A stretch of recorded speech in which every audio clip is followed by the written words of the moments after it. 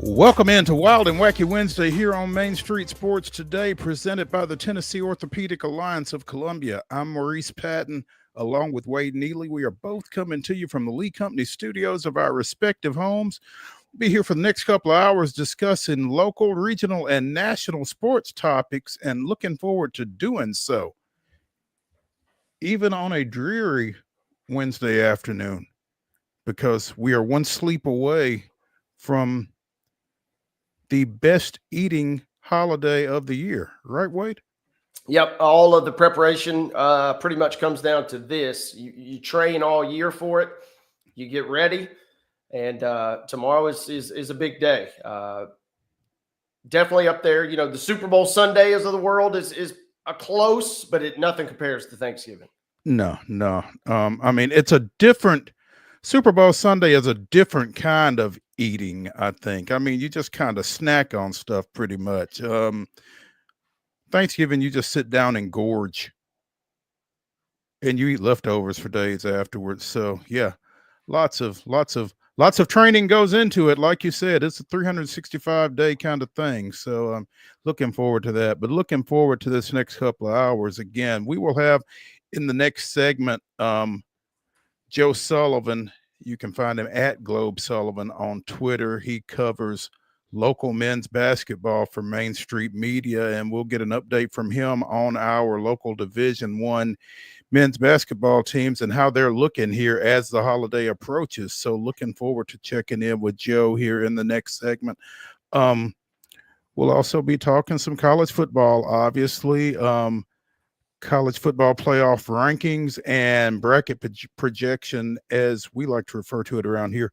4.0 came down yesterday, and things are, as you would expect, as it gets closer to the real thing and to actually counting, things are starting to get a little hairy here. We're still a couple of weeks out from conference championship games, but there's a lot of intriguing potential scenarios out there that we're gonna kind of take a look at here later in the show. Also, there was a big Major League Baseball free agent signing yesterday. We'll talk a little bit about that. Some men's basketball action on a larger scale than just locally. It is Wild and Wacky Wednesday. We will be bringing you the weirdest, wildest, and wackiest news from across the globe here later in the show. And in the final segment, we don't want to leave y'all hanging, but we won't be here tomorrow or Friday. So got to get you our Wonder Slate as Wade and I pick 10 winners from this weekend's college football games against the spread. So I'm sure Wade's looking forward to that. After the weekend I had, I'm not sure how forward to it I am looking, to be honest. But, it is what it is, and you got to do what you got to do. So we'll see how that goes. But that's what we're looking like. Yeah, it's down to the nitty gritty in the Wonder Slate. But these are the games. There will be one of these, I guarantee you, that this is the time of the year where some teams are mentally locked in and some teams are mentally checked out. And there's a result or two that will shock us. Whether or not that impacts the college football playoff, to your point a moment ago, kind of remains to be seen, but there's always something weird going on during rivalry week. No doubt. We've got a lot of rivalries that we will be checking in on. So looking forward to that. That's what we're looking like here for the next couple of hours. Let's go ahead and dive in. Let's start with yesterday's results and today's schedule on the rundown. And Wade, if you want to open that with our Friday read. That might not be bad. This is the rundown. We'll get to the rundown in a moment, but folks, I want to remind you that this Wednesday edition of the rundown is brought to you by Chip Walters of Exit Realty, Bob Lamb and Associates. The Blue Raider Voice also wants to be your trusted advisor in real estate, so contact Chip at 615-542-1915, or you can visit his website at choosechip.net. That's Chip Walters, proud to support youth sports across Middle Tennessee. Girls basketball action from Tuesday evening. Summertown with a 48-36 win over Cascade. It was Clarksville High School defeating Clarksville Northwest 51-33. Clarksville Academy defeated West Creek 77-20. Green Hill defeated Columbia Academy 49-38. It was Forest 68, Mount Pleasant 4. That is correct. Frank Hughes with a 42-41 win over Hampshire. Ezel Harding defeated Franklin Road Academy 62-50. Friendship Christian doubled up Grace Christian of Franklin 36-18. Stewart County with a 67-40 win over Houston. Huntland defeated Harpeth 50-23. Giles County down Brooks, Alabama 58-20. Lincoln County with a 64-28 win over Independence. Lawrence County defeated Marion County of Alabama 68-54. Hoover of Alabama defeated Lebanon 66-46. It was Liberty Creek 41, Springfield 30. Loretto with a 58-53 win over Mars Hill Bible out of Alabama. Procone defeated Arlington 74-57. It was Battleground Academy 63, Ravenwood 52. Hickman County down Riverdale 40-30. Rossview 53, Cheatham County 41. Silverdale defeated Murfreesboro Central 64-55. Somerset Academy Canyons of Florida 57, Page 46. White House Heritage defeated White House 31-26. And it was Creekwood 59, Wilson Central 35. Let's go to the boys' hardwood action from last night, where it was BGA knocking off Innsworth 67-46. Beach takes care of Stratford 76-45. Independence was a winner 71-63 over Blackman. It was Camden Central 54, Creekwood 43, Summertown 74, Cascade 48. Hume Fogg on top of Columbia 71-45. Good Pasture down in Columbia Academy 82-35. Creekwood dispatching Harpeth 43-39. CPA takes care of Davidson Academy 54-48. East Hickman down in Culleoka 59-54. Cane Ridge on top of East Nashville 57-54. Close game there. Mount Pleasant on top of Forest 54-33. Giles County goes into overtime but beats Brooks, Alabama 56-49. We broadcast that one last night on PCL. Frank Hughes with a 61-37 win versus Hampshire. Ezel Harding with a 66-37 win versus Franklin Road Academy. Friendship Christian taking care of Grace Christian Franklin 70-50 was your final there. Houston County 74, Stewart County 38. Murfreesboro Central Magnet takes care of Huntland 68-45. Joe Burns on top of Montgomery Central. Pretty close one, 52-47 was the final in that showdown. Lawrence County on top of South Lamar out of Alabama 60-51. It was Liberty Creek 64, Springfield 44. Merrill Hyde squeaking out versus DCA 56-53. Oakland on top of Cannon County 53-41. It was Bearden 76, Page 56. Providence Christian on top of Brentwood Academy 70-53. Tennessee Heat 69, Ravenwood 56. Kirkwood 73, Riverdale 29. Smyrna over Green Hill 55-52. Arlington taking care of Stewart's Creek 58-56. A lot of good games last night. Mm-hmm. White House Heritage on top of White House 76-45. That game is also known as the Scott Stewart Bowl. Got family ties to both of those schools up there. Wilson Central in our boys finale takes care of Martin Luther King 60-46. In women's basketball action from yesterday, we told you about Middle Tennessee State defeating Florida A&M 80-54 in a matinee yesterday. Vanderbilt defeats Arizona 71-60. It was Tennessee 102, Western Carolina 50, and Montevallo defeated UT Southern 94-67. In men's action yesterday, Austin Peay with a 62-50 win over Georgia State. Bryant in the consolation game at the Coke Classic down in Chattanooga defeated Tennessee State 97-85. And it was Loyola Marymount down in Cancun defeating Belmont 77-63. High school basketball action today. A doubleheader starting at 6 has East Nashville traveling to Lead Academy. Girls basketball standalone games. Riverdale defeated Harpeth 56-40, and it was Soddy Daisy 36, Murfreesboro Central 28. In a game that should be nearing a conclusion right now. It was a 12:30 tip. St. Cecilia Academy, it's at Centennial. Take you into girls basketball games that will be played Friday. Looks like the ladies will be off tomorrow, but we get back underway on Friday. 10:30 a.m. It'll be Laverne versus Stratford. Also at 10:30, Knowledge Academies versus Zion Christian. Bumping it up to 12 o'clock now. A couple of games here. Siegel versus Whites Creek. Clark Range versus Eagleville. Wilson Central is at Heritage. 12:30 will be Mount Juliet versus Spring Hill. Now at 1:30, you have Maplewood versus Columbia. Harding Academy will take on Columbia Academy. Innsworth versus Coffee County at 2. Innsworth also listed to take on Bradley Central at 3. So double check if you're an Innsworth fan who you're going to be playing and what time you're going to be playing on Friday. 3 p.m. You can look for Livingston Academy versus Lipscomb Academy. Innsworth will meet Lincoln County at 4:30. At 5 o'clock, it'll be Brentwood at Lebanon. 6 p.m. showdowns between Hillsboro and Culleoka, as well as Battle Creek and Forest. At 7:30, it'll be Hampshire at Mount Pleasant. And we don't have a start time, but we do have a listing, Summertown, Friday at Lead Academy. In boys basketball action, this was a 10 o'clock start, so I feel like it's probably done. Moore County and Murfreesboro Central square it off. Friday, 2 o'clock action. Lipscomb Academy plays Mount Juliet. At 3, Kip Nashville takes on Community. Brentwood and Whites Creek will jump it at 3:30 p.m. on Friday. Battle Creek faces Cascade at 4:30. At 6, Loretto and Franklin County square off. 6:30, Stone Memorial plays at Lebanon, and at 7:30, Clarksville Northeast is at Shelbyville. Those are boys' games on Friday. High school football on Friday. These are Division I state semifinal matchups. Winners will advance to the Blue Cross Bowl in their respective classes. In 6A, Ravenwood goes west, taking on defending 6A state champion Houston. These are all 7 o'clock kicks, if I didn't already say that. In Class 4A, Pearl Cone goes down to Memphis, taking on Melrose. In 6A, Maryville comes to Oakland. That is a 7 o'clock kick.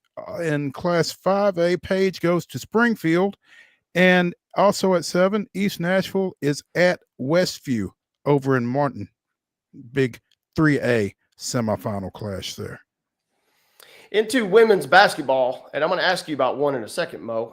University of Alabama, Huntsville is at Trevecca at 1 p.m. First ever Gulf South game. No television listed, but you can find some stats for sure, maybe even some radio if you poke around on those two websites. At 3:30 in the Acrisure Classic, that game's on True TV. Michigan State at Vandy. At 4 p.m. on ESPN Plus, TSU is at Western Kentucky. Mo, I wanted to ask you about this. This just popped up on my timeline. Do you know anything about women's basketball, the Music City Classic being played in Nashville? That was being played over at Trevecca. There's a game tonight. I don't know where you find, quote, Baller TV, but if you can find Baller TV, you can watch Kentucky, who's in action this evening, taking on Illinois. So a pretty big game at 7 o'clock.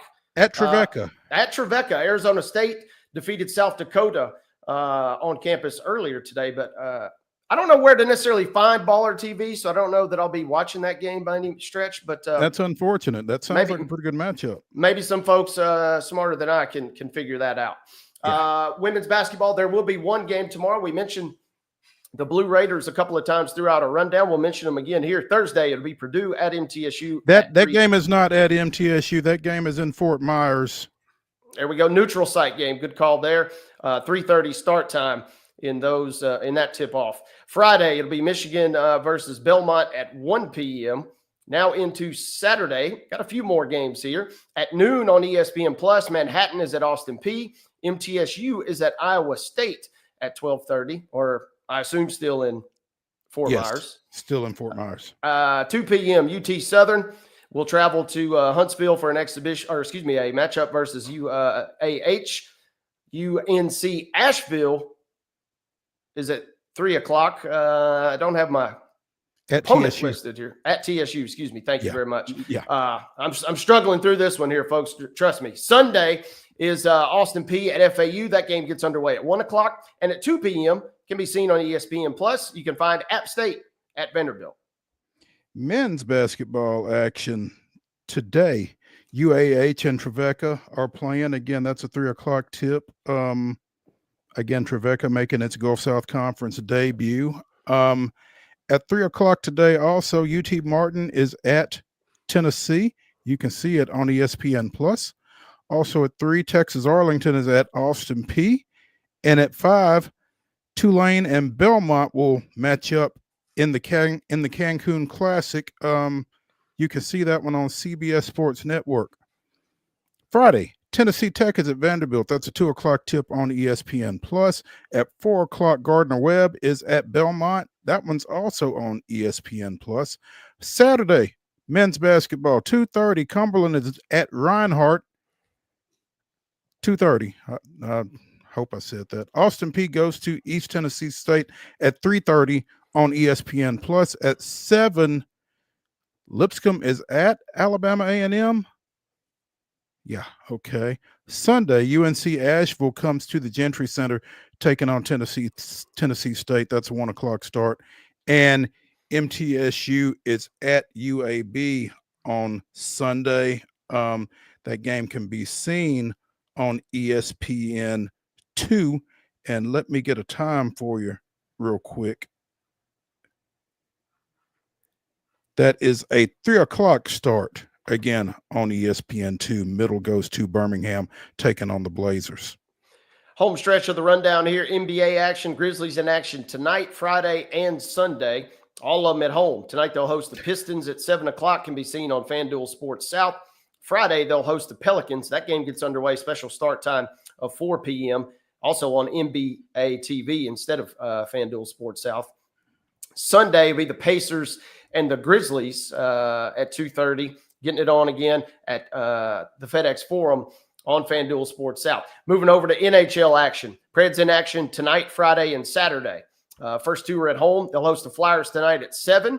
Can be seen on FanDuel Sports South. Friday, kind of like the Grizz, they'll have a little bit of a matinee as the Lightning come to town. It'll be Preds and Lightning at 2 o'clock. Game can be seen on FanDuel as well as the NHL Network. Saturday, they do go on the road. 7 p.m. puck drop as the Preds are taking on the Minnesota Wild. Hey, that game is also being shown apparently on News Channel 5. So you can see it on local TV in addition to FanDuel Sports. Yeah. So for Saturday's game. Mm-hmm.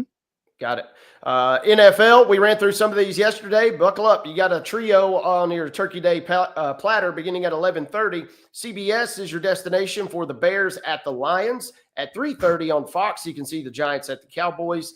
And at 7:20, the Packers will host the Dolphins. Game will be on NBC. On Friday, on Amazon Prime, 2 p.m. Black Friday kickoff as the Raiders head to the Chiefs. Walk it all the way into Sunday now in the pro ranks as the Titans will be at the Commanders. That game gets underway at noon and will be shown on CBS. College football, these are Saturday. It'll be the Vols at Vanderbilt, 11 a.m. on ABC. Make sure you tune in for that one. MTSU is at FIU. That game kicks off at 1 o'clock on ESPN Plus. And at 9:15, if you stay up late, you can watch TSU at Montana on ESPN2. On the Deuce are the Tigers in the opening round of the FCS playoffs. That brings us to the end of our results and our schedule. And that concludes, ladies and gentlemen, our rundown.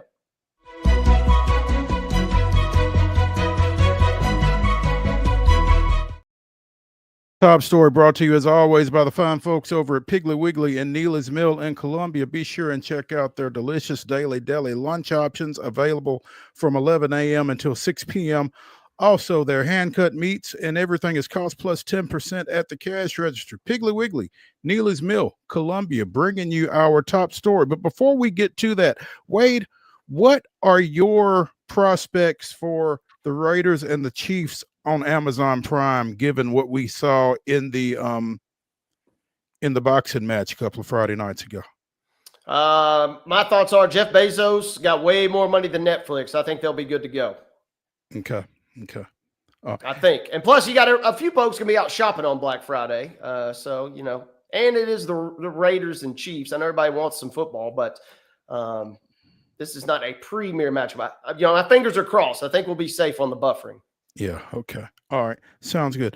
We mentioned TSU going to Montana this weekend in the opening round of the FCS playoffs. The Tigers coming in at 9-3 overall, Big South / Ohio Valley Conference champions, and I think they probably need to revisit their abbreviations for Big South / Ohio Valley Conference.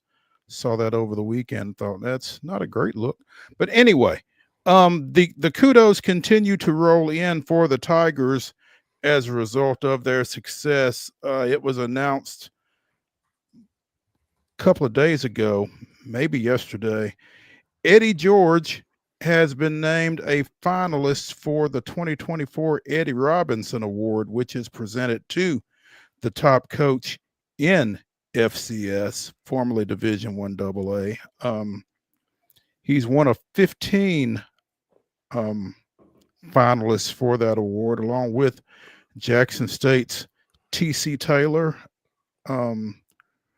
Russ Huseman of Richmond, who I believe is a former assistant at TSU, actually, among others. Like I said, 15 finalists, and Eddie George is one of those as he leads the Tigers on the road to open FCS playoff action.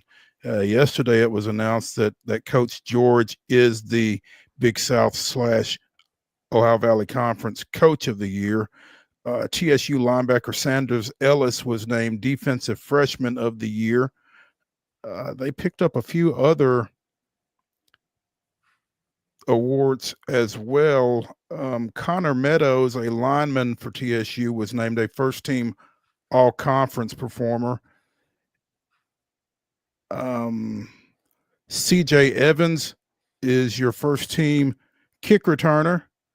A number of second-team selections, including receiver Karate Brinson, defensive lineman Eric George, son of linebacker Ahmad Nelson, defensive back Jalen McClendon,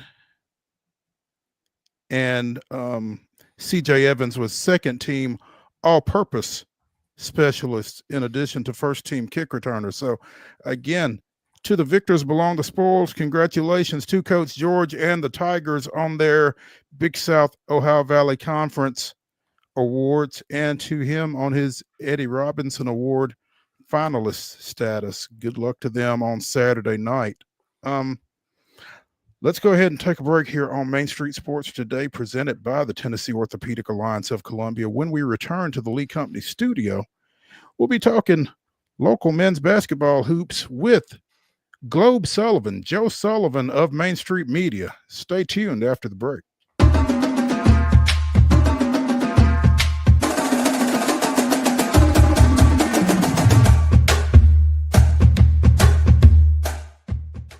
Whether you're an athlete or a weekend warrior, when it comes to your performance, don't settle for anything less than excellence. We're proud to announce that Mid-Tennessee Bone and Joint Clinic is now Tennessee Orthopedic Alliance of Columbia, where we are redefining sports medicine and orthopedics. Tennessee Orthopedic Alliance's team of expert sports medicine physicians understands the unique demands of your body. TOA Columbia specializes in personalized orthopedic care, offering state-of-the-art treatments for everything from sports injuries to joint replacements. Learn more at toacolumbia.com. Step into the Lionel retail store at Opry Mills, Nashville, and you'll be captivated by all the magic of the 123-year history of Lionel trains. Whether you're already a train enthusiast or just getting started, Lionel will energize your love for trains. NASCAR fan? Come check out your local Lionel station to learn all there is to know about model trains and die-cast NASCAR collectibles. Visit nashville.lionel.com or call 615-455-9399.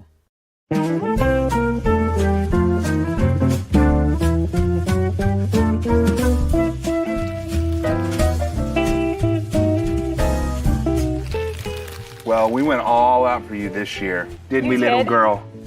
Yep, we got you what you wanted with all the bells and whistles. A brand new car? Let's go check it out. Come on. We're here. Oh my gosh, we're going to the garage. I got a car. Yep, let's get in here. Let me show you what's going on. Hey, Mr. and Mrs. Duggar, got your 18-SEER heat pump with your ultraviolet home treatment system. I cannot believe it. Thank you. Yes! Give the gift of clean air this year. Merry Christmas from the Busy Bee family.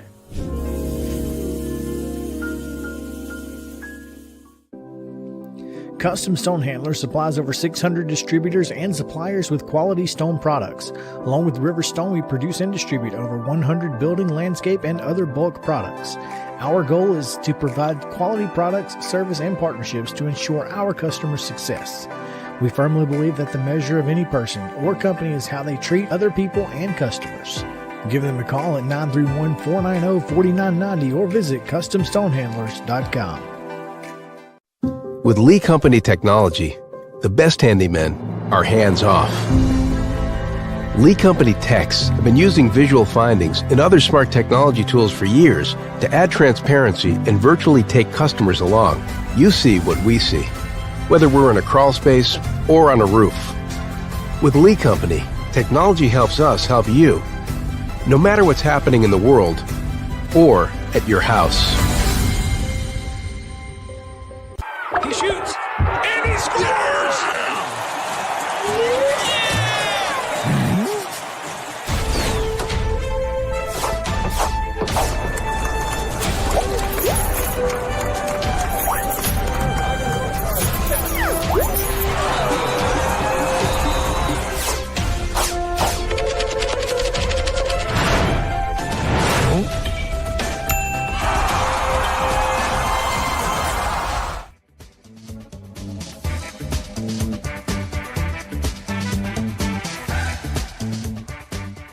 Wild and Wacky Wednesday here on Main Street Sports Today, presented by the Tennessee Orthopedic Alliance of Columbia. I'm Maurice Patton, along with Wade Neely. We're coming to you from the Lee Company studios of our respective homes, and we have with us now the guru of Nashville men's basketball, Joe Sullivan, who covers local hoops for Main Street Media. And Joe's going to kind of get us up to speed here as we head into the holidays on what's going on with the Bruins, Tigers, Bisons, Blue Raiders, and Commodores. No pressure, Joe. Well, I can't believe you called me a guru, and then after I was talking about how I thought Belmont was developing into a good team, and then they turn around and absolutely play an awful game last night against Loyola Marymount. Well, now let me ask you though, Joe, was that Belmont playing awful, or was that Loyola Marymount being, Loyola Marymount? Well, you watched it, you know more than I would, but I did watch it. And Loyola Marymount's like a mid-level West Coast Conference team. Okay. It is. It was just a terrible, terrible outing. It was really. Casey must be just beside himself that they follow up what was a great comeback in their last game, and then to fall so flat on the trip to Cancun. They've been on the beach too long. I don't know, but it is. But they're 4-2 now, and in 5 of their games they have been down by double digits, because once again they were down by as many as 24 last night to Loyola Marymount. That's 2-4 in the second half. They were getting smoked. And what was that final? 77-63 was the final. So And they cut into it by 10 ultimately, but they yeah. did. They did after it was over. None of it counts. And let's see. Well, at least they don't have time to feel sorry for themselves. They're playing Tulane at 5:00 today, so it'll be interesting to see if they bounce back from that and show maybe they are a team that's getting better, or maybe they're going the other way. I mean, the way they played last night was what I was afraid they would be, the type of team this season, that the transfers they brought in that Casey was so high on and who played so well last Wednesday night. They were awful, and the biggest offender was Carter Witt, the transfer for Furman, who really is supposed to be their best player. And I got my note. I always have to check my notes, Mo and Wade. I'd like to do that, but he was 1 for 7 with 4 turnovers and 1 assist, and that's your point guard. Oof. And I think he wasn't the only one, but it certainly stands out as a very poor outing by him and by the rest of his teammates. Can I get any more positive? Can I get the? What do you want? Go to positive doom, or negative? Doom and gloom, man. Yeah, come on. Jeez, Joe. We want to talk about Tennessee State. I'm really worried about the Tigers too. I'll tell you. They had a tough trip to Chattanooga. They really did, and they went out west to Colorado and Wyoming, and they actually played decently out there. They went to overtime with Colorado State, but they're 3-5, and 2 of their games don't count. Fisk and that school from Chicago, East West. Yeah, and then they did beat Alabama A&M, which is a legit school. But if you throw those 3 games out, defensively, Tennessee State has allowed 87, 81, 88, 85, and 97 points in their other games. They're not going to win. They're going to win very few if they keep giving up that many points. You got to outscore some folks, huh? Mm-hmm.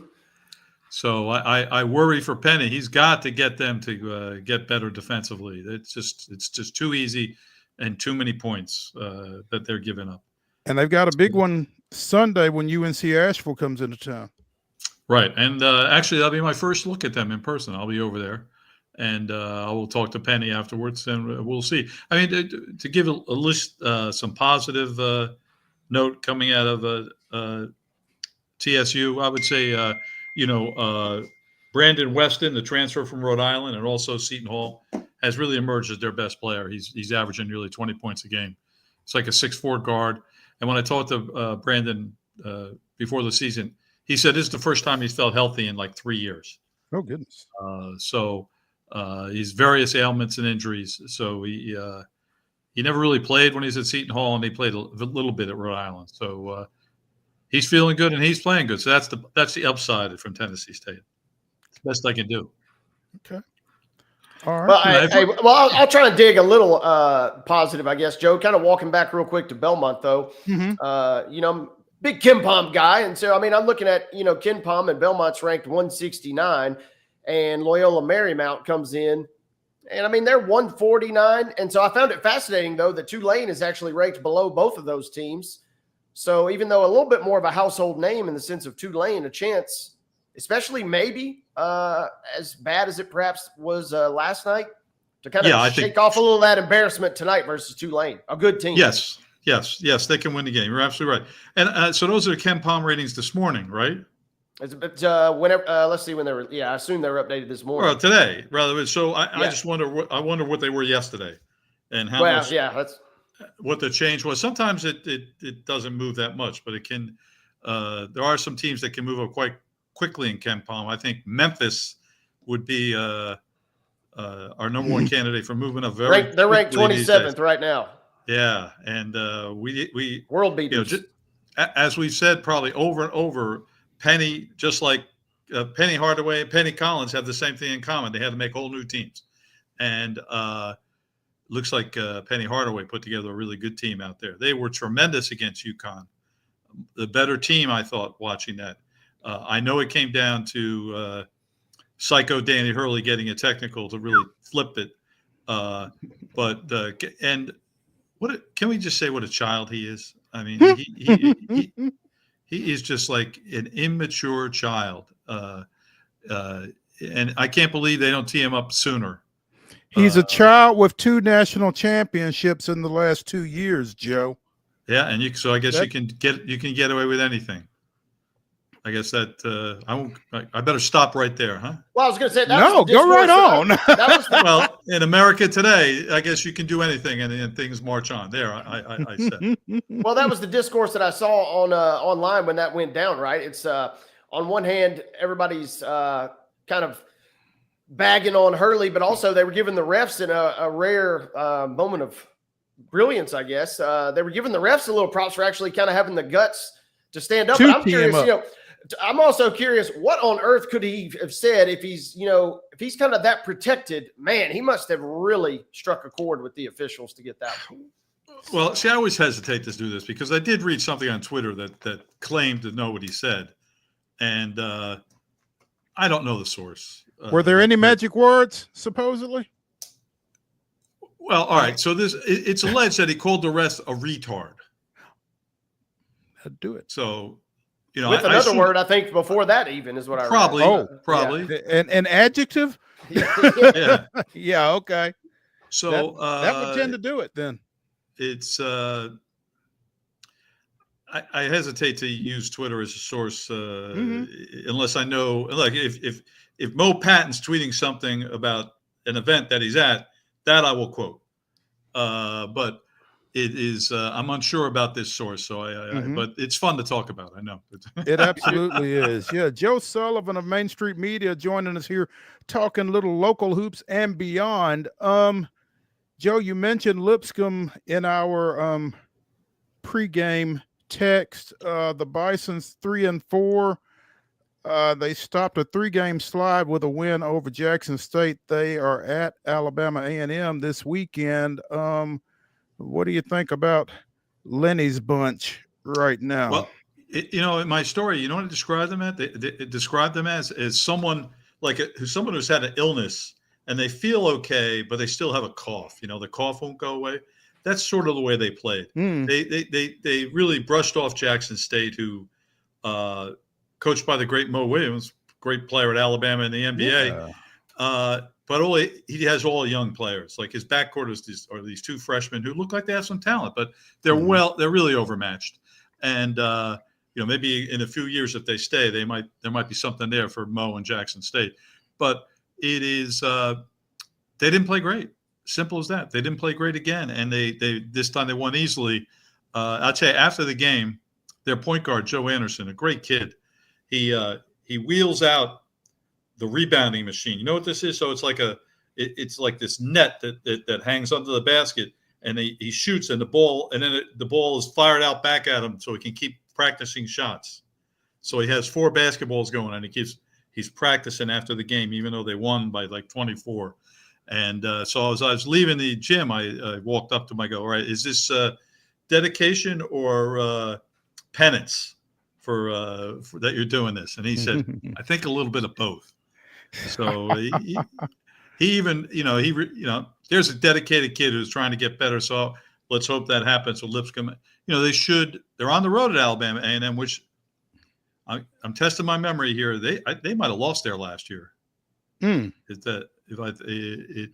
then why would they be playing them away again? I'm not sure. Maybe it was 2 years ago. Time goes fast when you're old.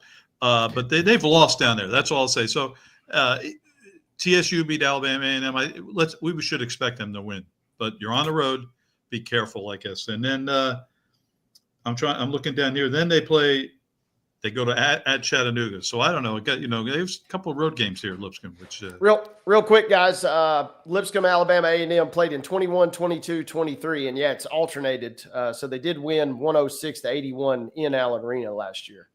All right, so it was 2 years ago that they lost down there. All right, yeah, 63-59 down in Huntsville. Yeah, so they shouldn't lose again. They really shouldn't. They shouldn't lose at Alabama A&M again.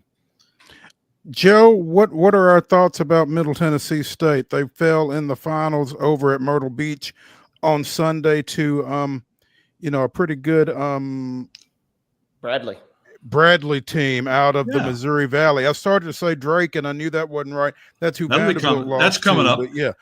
But to fall to 5-2, and we said coming into this season that we felt like this might be one of Nick McDevitt's better teams, and I don't know that they've done a whole lot, aside from that Murray State loss at the Glass House, to really sway us from that.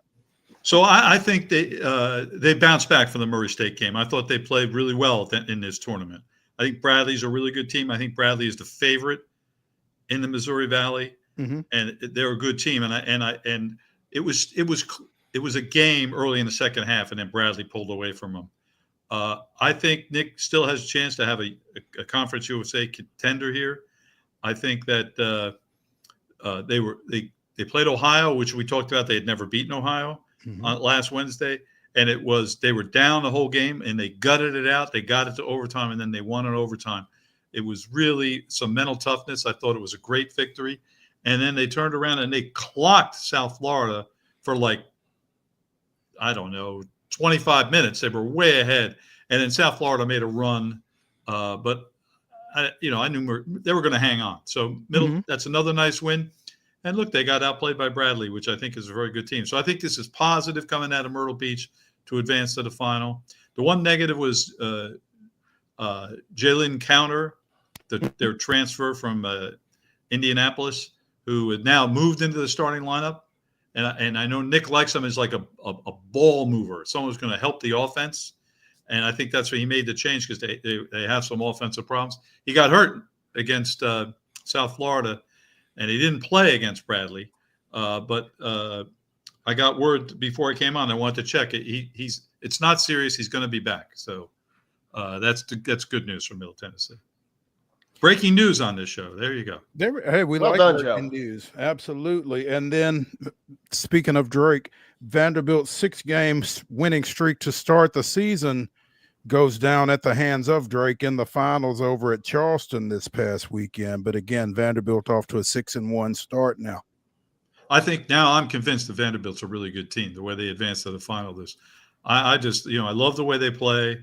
They're exciting and entertaining. I'm really on the Mark Byington bandwagon, and probably until next Wednesday. Then I'll switch, right? And then Drake. It's frustrating. I think if I was a Vanderbilt fan to fall to Drake. For those of us who don't know, Drake has a brand new coach, but he was the coach at. I got to get this right, Mo. I'm going to blow it. Northwest Missouri State. I got to think that's right. Oh, so it's a Division II school. He won 3 national championships there in Division II. 3 national championships, and he's been to more Final Fours than that. And he basically brought the core of his team with him. So Drake starts these 4 players from the Division II national championship of last year, including I think it's Brenton Sturts, their point guard, he plays like 38 minutes a game, and he's a terrific player. We now have to anoint Drake as a contender in the Missouri Valley just on experience alone. And so I still think Vanderbilt is a game Vanderbilt could have won, but didn't. They lost to a veteran team, and Vanderbilt's still forming. I think that one of the problems with Vanderbilt is size, and I worry when they get into the SEC tournament, in the SEC play rather, how are they going to contend with big teams? And they got out rebounded by Drake quite big, like 37-20. So Drake crushed him on the boards. That Drake loss is potentially a little worrisome, but to your original point, Joe, they also, Seton Hall, okay, but that win versus Nevada, that's a sneaky good win, right? It really is. And they were in trouble in that game. Nevada had the early lead, and they came back and seized the game. That's a terrific. That's the best win for Mark at Vanderbilt for sure. And Seton Hall is a team with a lot of offensive problems. Though they did come back and beat Virginia Commonwealth in the consolation round.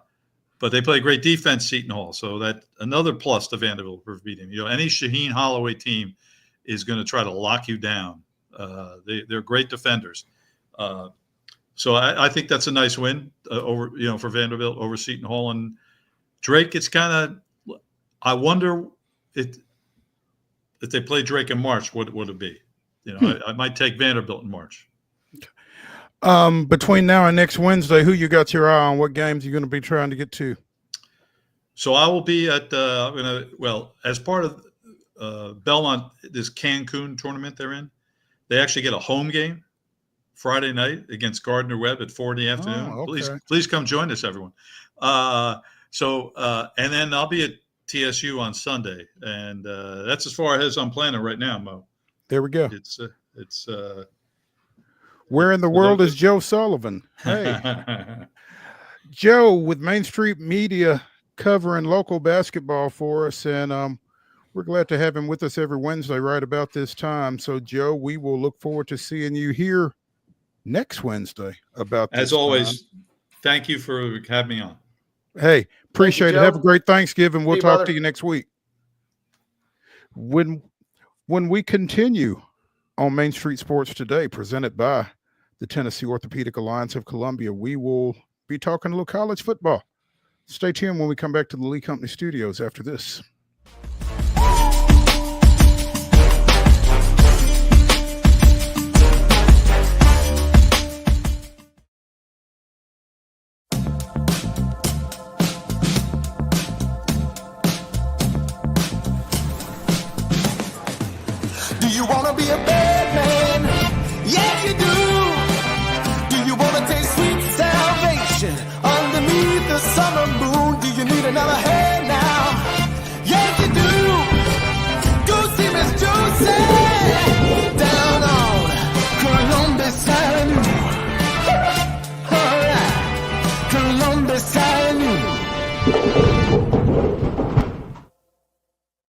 At Delta Dental of Tennessee, we know our success begins and ends with providing superior quality service, and that includes serving those who need it most. This year, we're celebrating 25 years of giving back to the community we call home. Delta Dental, along with our Smile 180 Foundation, supports Tennessee's dental colleges and oral health education, children's hospitals, free and reduced cost dental clinics, and other like-minded charities. Here's to the next 25 plus years of ensuring healthy smiles. So Busy Bee is a very close-knit family. We fight just like every family does. We have arguments, but we always come out with a solution to the problems. We don't just fight about what we want, we fight about what customers need. We want to make sure that every customer we go to is more than satisfied. And that doesn't just start whenever we show up at their door, that starts when we show up every day at work. We want to make sure that we are serving our customers to the best of our ability.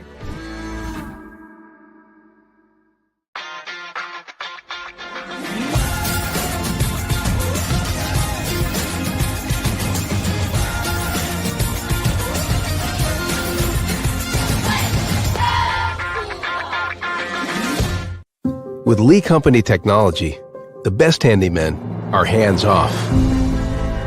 Lee Company techs have been using visual findings and other smart technology tools for years to add transparency and virtually take customers along. You see what we see, whether we're in a crawl space or on a roof.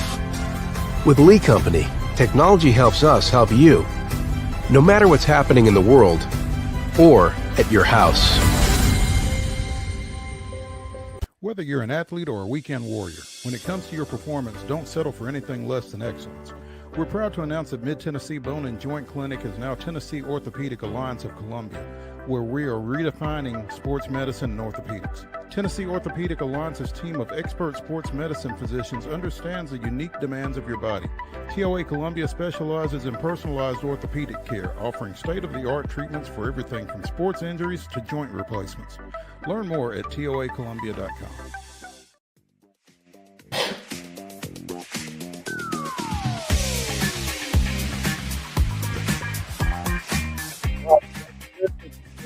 Main Street Sports today, presented by the Tennessee Orthopedic Alliance of Columbia. In our next to last segment, Wade and I will be bringing you the weirdest, wildest, and wackiest news from across the globe. That will be followed by the Wonder Slate as we get you ready for Thanksgiving weekend college football with our 10 picks against the spread from this weekend's games. So a lot to get to still, but right now, speaking of college football, the latest rankings and bracket projections came down last night, as they do on Tuesday night. Surprise, surprise, Oregon still number 1. Ohio State still number 2, followed by Texas, Penn State, Notre Dame. And I'm going to come back to number 5 here in just a second. But as a result of the rankings, this week's projected bracket has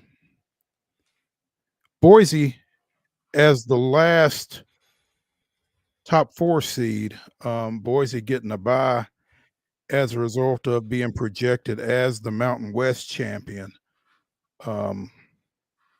Arizona State projected as the Big 12 champion, getting the number 12 seed by virtue of being ranked 14th in the rankings.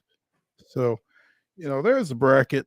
Georgia and Tennessee at 8-9, Ohio State and Arizona State at 5-12, Penn State and Indiana at 6-11, Notre Dame and SMU.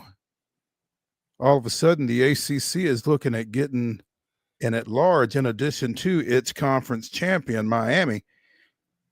And the SEC getting 3 teams, 2 of whom will have to play each other right out of the box if, these rankings hold up, which there will be one more projected before the final, the one that counts, comes down here in a couple of weeks. But Wait, what were your thoughts? What were your reactions? Clemson and Alabama, the first two teams out of the bracket, by the way. That was it. That was it right there. Was what if we told you in the preseason that in the first year of a 12-team playoff, that Alabama would not make that field? Man, that is just jarring. We're just so classically trained. You're used to seeing Alabama in there back in the BCS when it's only two teams in there. And then obviously you're used to seeing them in the Alabama and who else? Just about exactly. right. So that is jarring. Clemson right there on the cusp. Things are coming into focus, and to that point, and to what you mentioned a moment ago, the ACC looking in really good shape. SMU had kind of been waiting at the doorstep the last couple of weeks. All they've been doing is just winning games. And finally, this is the week that it kind of pays off in their favor. So that was interesting to see. We talked about Tennessee, of course. They kind of did what they need to do. And Wes Rucker, I read a great story from our buddy over in Knoxville this week. I mean, he basically spelled it out. Tennessee fans, you lost the right to kind of complain one way or the other about your ranking with the two losses. Now, the scenario for Tennessee is simple. If you win, you're basically in. I mean, there's by these rankings, there's no way you're going to get left out. And if you lose to Vanderbilt on Saturday, you got the right, no right to complain yet again. So it's set up pretty nicely for Tennessee fans. They could still lose and still be upset, when certain teams get in ahead of them. But logically, it doesn't make a ton of sense. So things starting to come into focus. The best thing to do is take care of your business. I mean, you're in a position where if you do that, then you will have no reason to complain. And if you don't do that, then you have no reason to complain, basically. So take care of your business and everything will work out. But if you are a Big 12 fan, once again, you got to be a little bit concerned, because looming back here, and there is a big game tomorrow as Tulane and Memphis will play. And you would not have thought that Tulane and Memphis would have mattered to this situation, but Tulane is number 17 in the rankings right now. If they take care of Memphis and potentially jump ahead of Arizona State or whoever your projected Big 12 champion is, the Big 12 could be out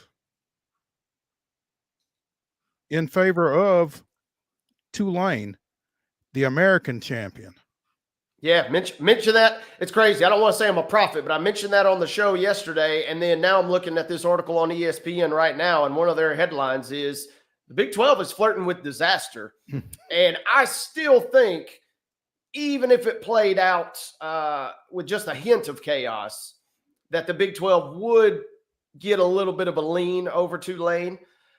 But things are trending toward, as an agent of chaos myself, it's setting up to have an interesting debate.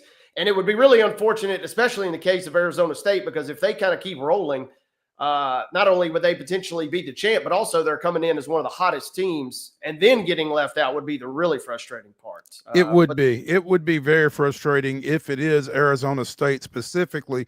But the way the Big 12 has, the Big 12 here over the last couple of weeks has done what the SEC has been accused of or projected to do on so many occasions. They've just really beaten each other up. Again, looking at you, Kansas, you have done your conference no favors over the last little bit. So that's again, if you like chaos, like Wade said, stay tuned in the Big 12 and keep an eye on this Tulane Memphis game. It's a 6:30 kick, I believe.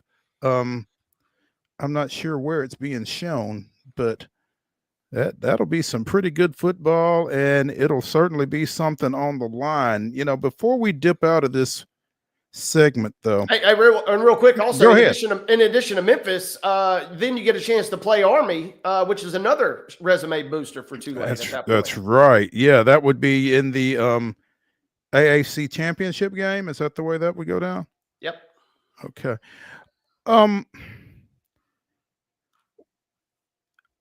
Notre Dame is 10-1, and they are the number 5 team in this week's bracket and this week's rankings. Is that right? Mm-hmm. Why? Their best win was in their season opener against Texas A&M, right? Texas A&M has not been great, particularly of late. They followed that win with a home loss to Northern Illinois. Are we just glossing over that loss now? Why are we talking about Notre Dame as a host team in the first round? Well, we could do a whole segment on the favoritism angle, perhaps, for Notre Dame. But, I mean, the crazy thing is this is a year where, I mean, the top 10 is littered, maybe not the top 10, but certainly the top 15 is littered with 2 and 3 loss teams. And as the Notre Dame picked the 1 year and the 1 playoff expansion year to only have, even as ugly of a loss as it is, to only have 1 loss outside of, really laying an egg this weekend, just by virtue of winning games, as unimpressive perhaps as they have been. Similar to Texas in that regard, Notre Dame just continues to win games. And this is the one season where, as long as you're winning games, you're going to just keep climbing up because everybody else keeps losing. Yeah. I just can't get rid of that Northern Illinois loss. The Huskies followed that win over Notre Dame with back-to-back losses to Buffalo and North Carolina State. They lost 4 of their next 6 games after beating Notre Dame.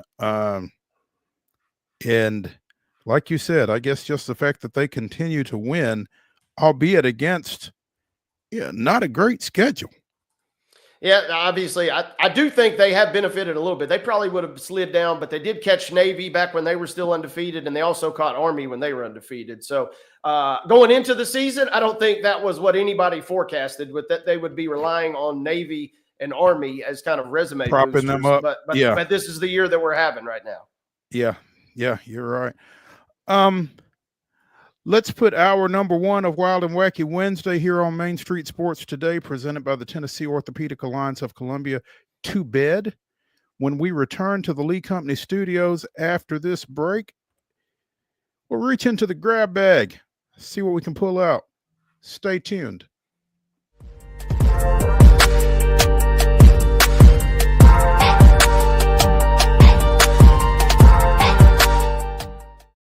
Nashville's Nutcracker returns to TPAC this December, presented by Nashville Ballet. This holiday season, audiences will journey with Clara and the Nutcracker Prince through Nashville's history and the land of sweets.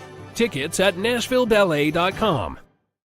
Hi, I'm Dr. Vilay Saisuka, CEO and founder of Premier Foot and Ankle Centers of Tennessee, here in Murfreesboro. We offer foot and ankle care from ingrown toenails to diabetic foot wounds. We also fix ankle fractures and things like that. Call us today to schedule an appointment. We look forward to seeing you.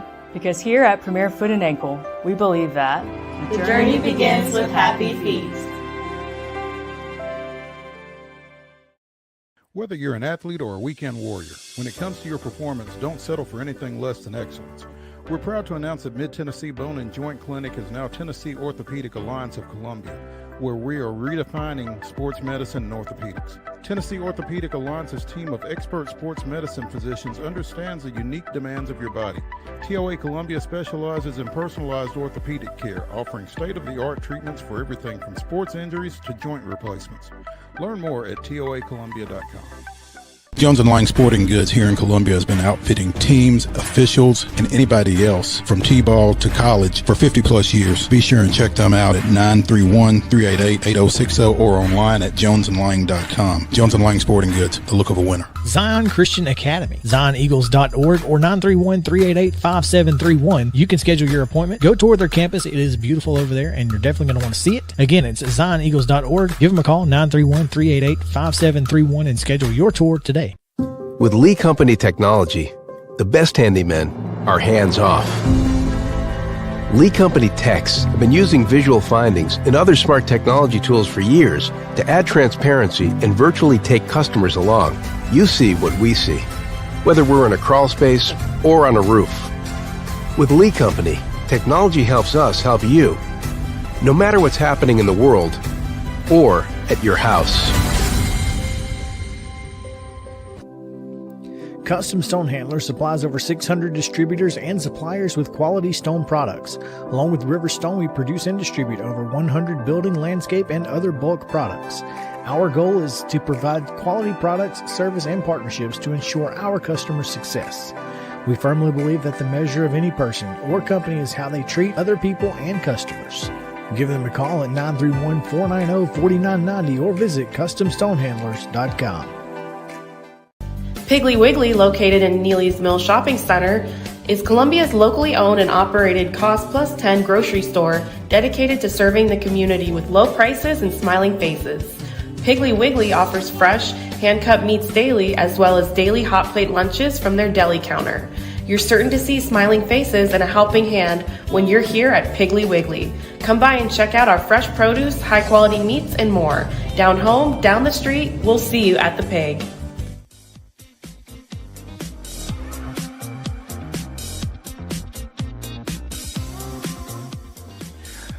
While the Wacky Wednesday continues here on Main Street Sports Today, presented by the Tennessee Orthopedic Alliance of Columbia.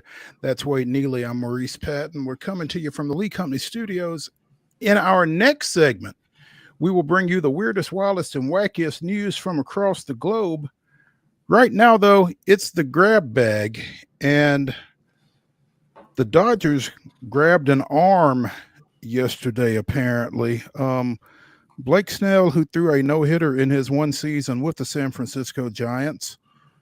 5 years, $182 million, that's 36.4 per, is now a member of the reigning World Series championship squad. Rich getting richer, I guess. Ladies and gentlemen, the 2025 World Series has been decided. You know, that is a train of thought, and I think that a number of folks would agree with you on that. At the same time, the Dodgers' luck with keeping their starting pitching healthy of late has not been great. And, you know, that's always kind of the X factor for any team. Is health. Ask any Atlanta Braves fan. Shoot, ask any Houston Astros fan. I mean, it's vital that, you know, just because you've got guys, you got to get them to the post. And I mean, I'm certainly not wishing ill on anybody, but I just think it remains to be seen over 162 game season whether or not the Dodgers can keep their key people healthy long enough to, you know, put themselves in position to successfully defend. So, like you said, rich getting richer. This is the one sport, you know, where that can really, really play out. And free agency, if you thought the Dodgers were, you know, just going to kind of be content with what they've got, they're making moves. Obviously. And it's interesting because, you know, at some point, Ohtani's going to be able to throw, right? Presumably. You know, where does he fit? How does that work? Is he a starter? Does he come out of the pen? You know, or are they just kind of holding him back in the event of some injuries? Because it doesn't sound like they are necessarily projecting him in a 5-person rotation when you're adding a guy like Snell to everything else that you've got over there. And the crazy part too is, you know, is it Roki Sasaki? He's the super hot Japanese prospect that is yet to sign. Spoiler alert. A lot of folks are thinking he's probably going to end up in Los Angeles. Seems like not as much of a foregone conclusion. Say that again. I said, of course. Yeah, that's what I'm saying. It doesn't seem like it's quite as much of a foregone conclusion as a lot of folks initially suspected. But if they could add him too, I mean, this is just ridiculous at this point. Yeah. Yamamoto only made 18 starts last year. Glasnow didn't throw until August. Gonsolin and Dustin May will each be coming off Tommy John. And, Clayton Kershaw is, 38 years old? So I can certainly understand why the sentiment would be go ahead and engrave the trophy for 2025, but I don't know that it's as clear cut as the talent might dictate, just because, they still got to go out there. So still got to go out and win. And obviously, but this is the one sport too, where it doesn't matter what your payroll is. When you get in the postseason, crazy things can happen. And, if you were going to, I feel like if you were to place a bet right now, the Dodgers are plus 380, massive favorite to win the World Series. I don't feel like that's, I feel like those odds are too short. But I mean, we didn't even mention too. I mean, Soto's still out there too. And as we've seen, the Dodgers got some deep pockets. So, and they especially are cool.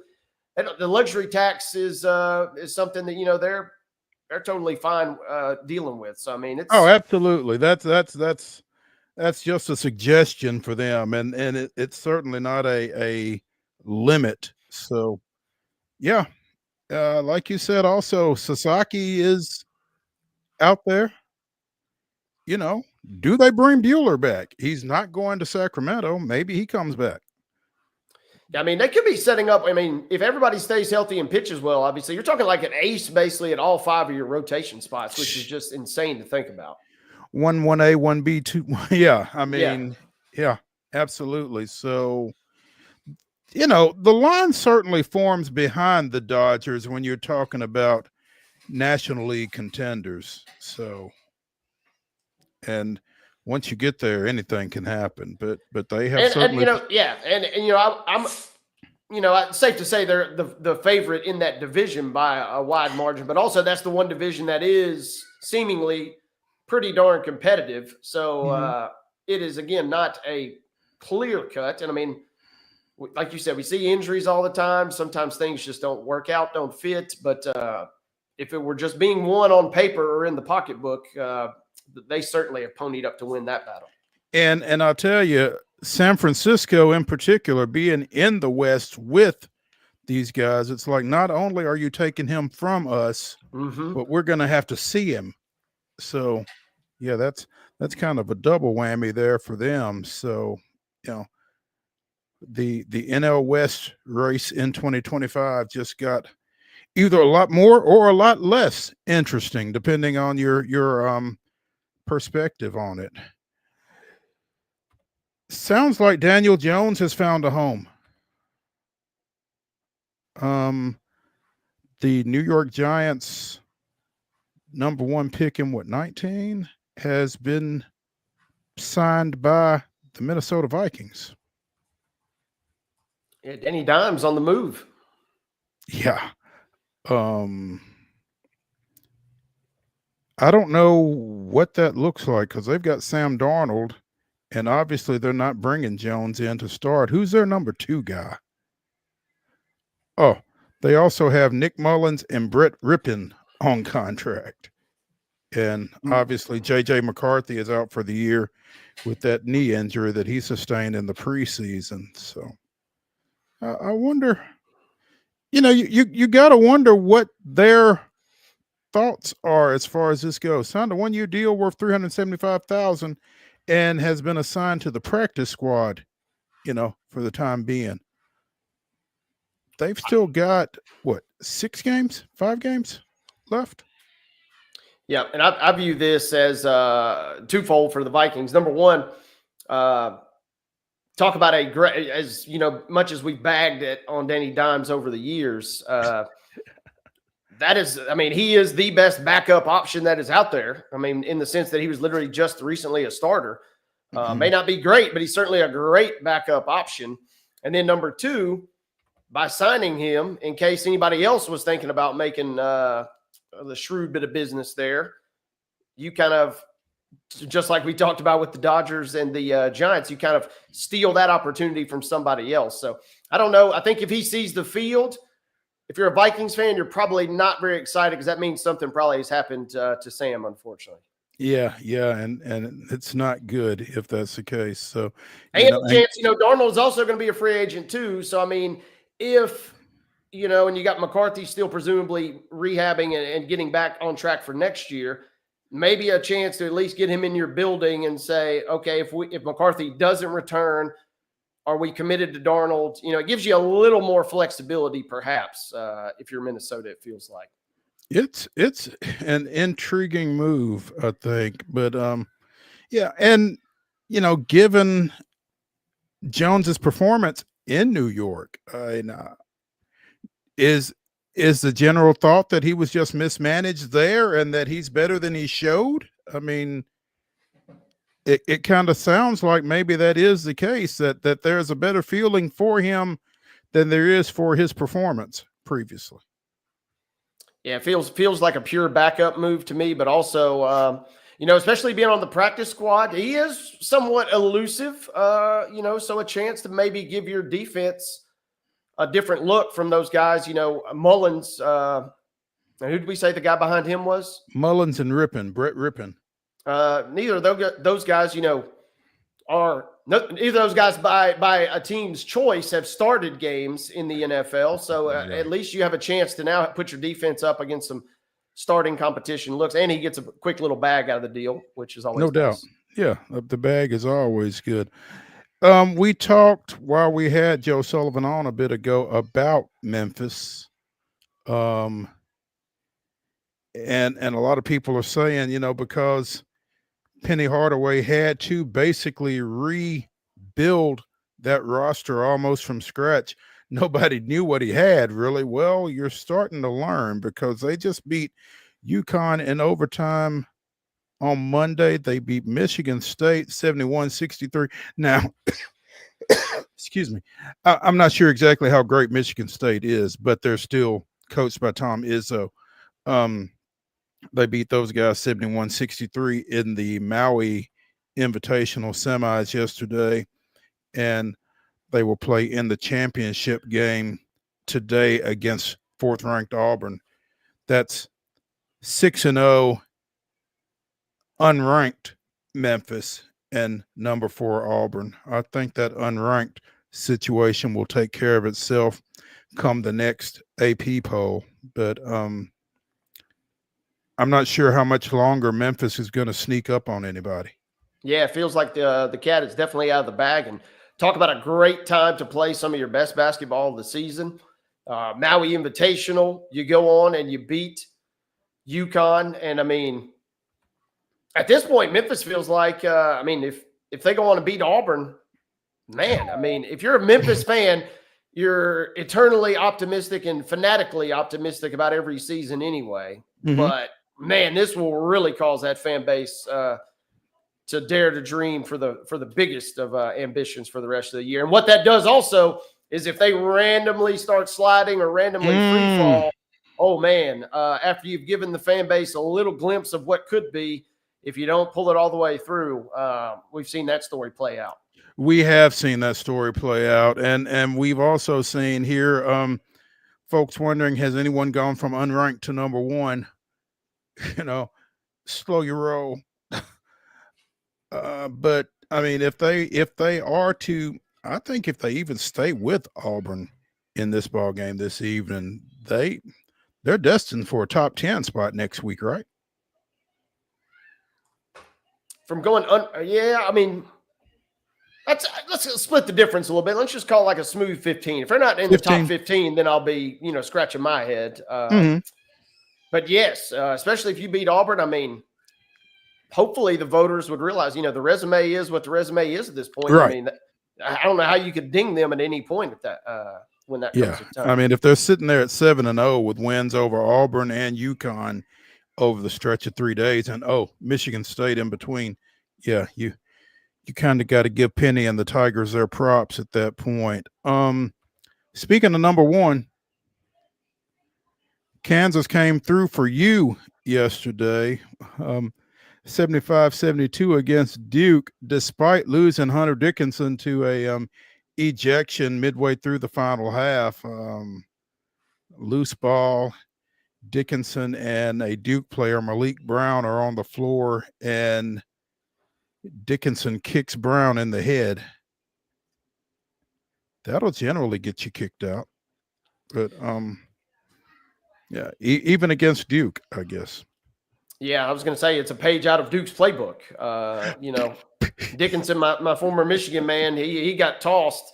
And I'm a little disappointed with my crew. I'm not going to lie. I got a few friends that usually will funnel me some information because I know this may shock some of our listeners, but I don't monitor Duke as closely as you might suspect. But I didn't get a text. Usually I get a text every night when they're losing with about 2 minutes to go from somebody saying, hey, are you watching the Duke game? A check-in, huh? And no, I didn't get anything at the Giles County game last night. And by the time I got home, it was already final. And I was like, man, you know, and especially, I mean, that's a good win for Kansas, obviously by itself. But the fact you were able to still grind it out, losing your big man is huge. And what a win for them as you know, Duke still kind of shows. I give the devil their due. They are still going to be a team to be reckoned with, I think, late in the season. They have just, unfortunately, in these two losses against really good teams, kind of had been snake bit a little bit down the stretch, it feels like. If you want to see some good basketball, you might want to consider the Webster Athletic Center on the campus of Columbia State Community College, because the Chargers are now up to number 22 in the NJCAA Division I poll. They are 10-0, 5-0 in TCCAA play. Now, when they come home is anybody's guess. I don't think they play back in Columbia until the 17th, and that's at Columbia Central. They go to Dyersburg in a conference matchup on next Wednesday. But the Chargers continuing to climb, and like I said, a perfect 10 right now. So Winston Neal and the guys getting it done over there off Hampshire Pike. If you get a chance, drop in on them. We will try to keep you apprised of their next home game. They are on the road for the next couple of region matchups. And again, they play a noon game, I think, on December 17th at Columbia Central. It's a non-conference game, but it's a chance to, you know, maybe slip out for a late lunch and go see them. They are typically exciting, and right now they're playing really well. So playing good basketball, and the key thing with JUCO is keeping everybody healthy, keeping everybody eligible. It's right around that Christmas not holiday. Necessarily in that order either. Yep. Yeah. So we will try to keep you informed on the Chargers as we go. Let's go to a break from the Lee Company studios here on Main Street Sports today. When we return, it's Wild and Wacky Wednesday. It's the weirdest, wildest, and wackiest news from across the globe. Stick around. We'll be right back.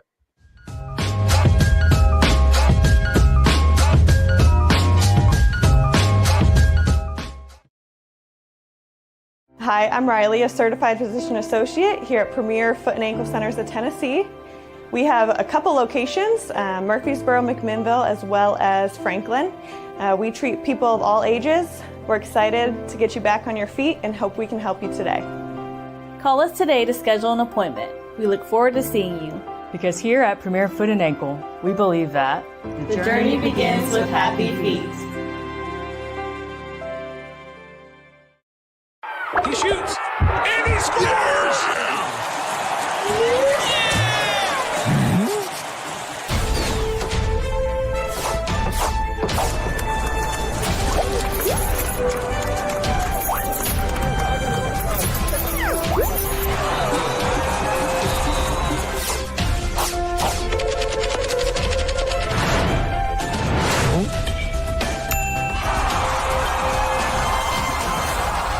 Whether you're an athlete or a weekend warrior, when it comes to your performance, don't settle for anything less than excellence. We're proud to announce that Mid-Tennessee Bone and Joint Clinic is now Tennessee Orthopedic Alliance of Columbia, where we are redefining sports medicine and orthopedics. Tennessee Orthopedic Alliance's team of expert sports medicine physicians understands the unique demands of your body. TOA Columbia specializes in personalized orthopedic care, offering state-of-the-art treatments for everything from sports injuries to joint replacements. Learn more at toacolumbia.com. With Lee Company technology, the best handymen are hands-off. Lee Company techs have been using visual findings and other smart technology tools for years to add transparency and virtually take customers along. You see what we see, whether we're in a crawl space or on a roof. With Lee Company, technology helps us help you, no matter what's happening in the world or at your house. Jones & Lang Sporting Goods here in Columbia has been outfitting teams, officials, and anybody else from T-ball to college for 50 plus years. Be sure and check them out at 931-388-8060 or online at jonesandlang.com. Jones & Lang Sporting Goods, the look of a winner. Zion Christian Academy, zioneagles.org or 931-388-5731. You can schedule your appointment. Go tour their campus. It is beautiful over there, and you're definitely going to want to see it. Again, it's zioneagles.org. Give them a call, 931-388-5731, and schedule your tour today. Piggly Wiggly, located in Neely's Mill Shopping Center, is Columbia's locally owned and operated Cost Plus 10 grocery store dedicated to serving the community with low prices and smiling faces. Piggly Wiggly offers fresh, hand-cut meats daily as well as daily hot plate lunches from their deli counter. You're certain to see smiling faces and a helping hand when you're here at Piggly Wiggly. Come by and check out our fresh produce, high-quality meats, and more. Down home, down the street, we'll see you at the Pig.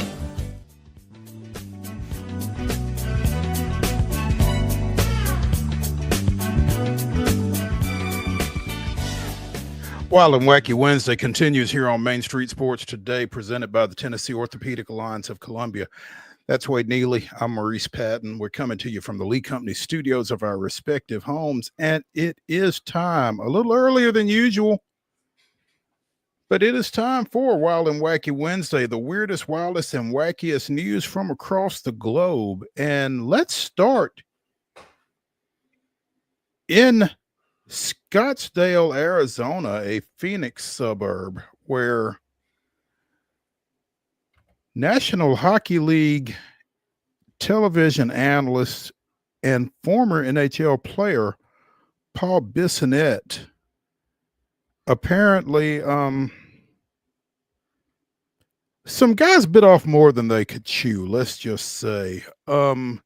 There was an incident at a local restaurant in Scottsdale where 6 guys were apparently giving a staff member at the restaurant a little grief, and Bissonnette apparently goes to this restaurant pretty regularly, 3 or 4 times a week. Staff members are always so kind to me that I kind of felt the need at that point to step in. Several men in golf shirts were upset the staff wouldn't serve them drinks, and the men were getting physically aggressive toward the managers. According to police, Bissonnette tried to calm the men down and get them to leave. I get up and I go over and I walk over. I grab the guy's arm. I say, listen, buddy, if you keep harassing and assaulting the staff here, we're going to go outside and we're going to have some problems. The minute that left my mouth, the guy beside him starts throwing punches. Again, Bissonnette, a former left winger in the NHL. No stranger to taking blows or throwing them, I'm sure. So I don't think these guys knew who they were messing with, probably. They did eventually get the best of him.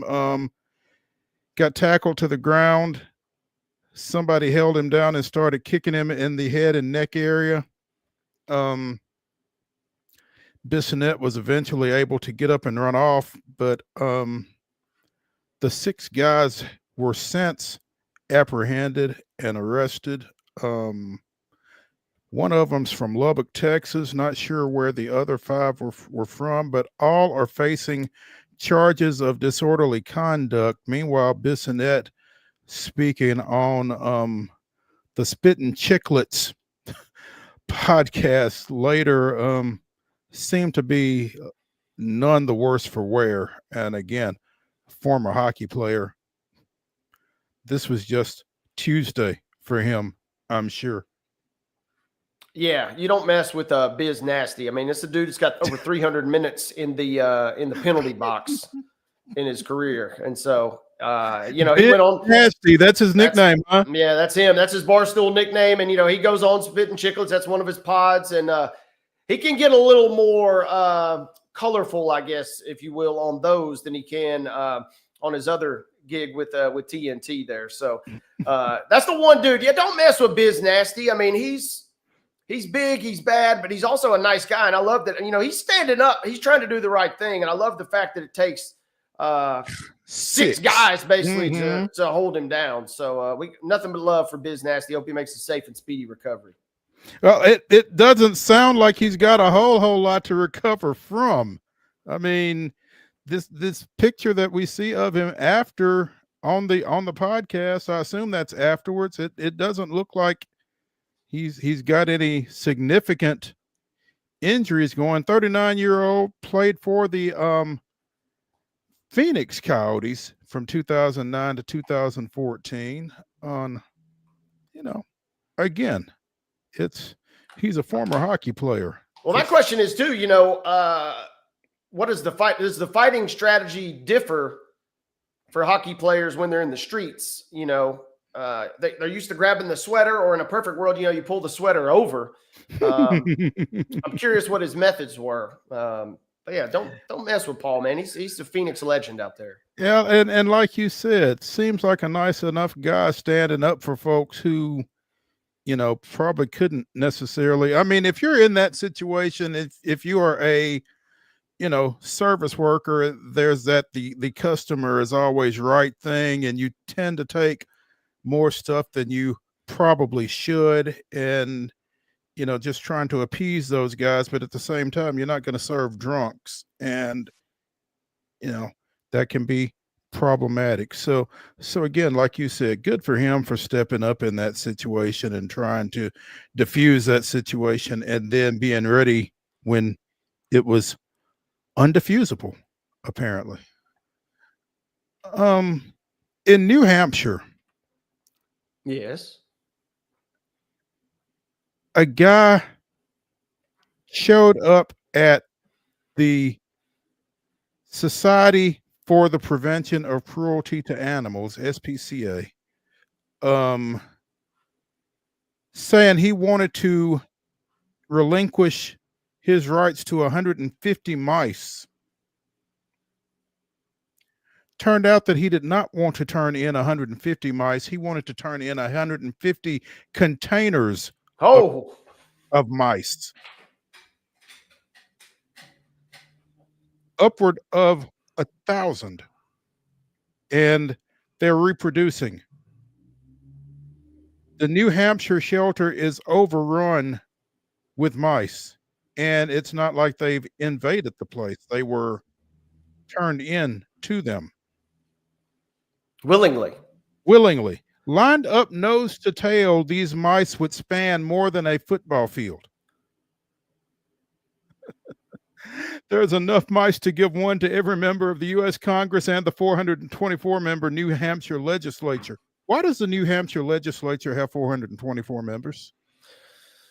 That is a great question. That's the biggest question I have of this entire story, now that you think about it. Yeah, but they have converted part of the cat pavilion into a mouse hospital and hotel with containers on the floor, on tables, and on shelves. And they are logging each mouse into their database, in addition to feeding, watering, and lodging these mice. That's nuts. I don't know. What are they looking for? Somebody to adopt these mice? And if so, who? Why? 1,000 mice? Just say, hey, here you go. Maybe. I mean, I'm just trying to figure this out, because I mean, it's maybe it started off as a we'll have a few at the house, and then this is the other wild part. they're sexually mature at roughly 6 weeks old. So, I mean, if you don't get a grasp on that situation real quick, things can get out of hand because it only takes about 20 days. I love this. Gestation lasts 20 days, and then they can mate again 24 hours later. So, I mean, things can go sideways in a hurry. Then you end up with 1,000 mice. I would dare say things have gone sideways in a hurry. About a dozen mice were almost immediately ready for adoption after being named by shelter staff and volunteers. Doug, Daryl, Dude, and Deputy were waiting for homes in one tank. Butterfinger, Junior Mint, and Milk Dud were in another, apparently. So, yeah, if you are looking for a mouse, or ideally some mice, I guess, head on up to New Hampshire. They got some for you. Wow. Wild and wacky. Sea turtles. Yes. Typically, this particular sea turtle, the Kemp's Ridley sea turtle, is a native to the Gulf of Mexico and Atlantic Ocean, South Atlantic Ocean, I guess. Was found a year ago off the coast of the Netherlands after becoming entangled in the net of a commercial fishing boat. Cool. That turtle was released back into the Gulf of Mexico by officials at the Houston Zoo. Once found in the Netherlands, it was initially taken to the Rotterdam Zoo, nursed back to health, flown back to Houston, where it arrived late last month, and again was released into the Gulf off the shores of Galveston, Texas, earlier this month. The Kemp's Ridley sea turtle is the smallest sea turtle, coming in at between 27 and 32 inches long, 75 to 100 pounds, and is on the endangered species list, has been since 1970. But found itself a long way from home, clearly. I mean, that's so far away. I'm almost wondering, if he's upset now. He's like, finally, I escaped. A lot of folks been talking about leaving. A lot of folks been talking about leaving the country. This turtle took that to heart and said, "Yeah, there we go. I'm out of here. 5,000 miles. You got to be committed to get that far away, or maybe I hate to say it, maybe he got his turtle GPS. His mental GPS got crisscrossed, and he thought he was just swimming back to shore. Well, he was. It was just happened to be in the Netherlands. The wrong shore. Yeah. I would imagine the waters off the coast of the Netherlands are a bit cooler than the water off the coast of the Gulf of Mexico. Now, I could be wrong, but I don't know.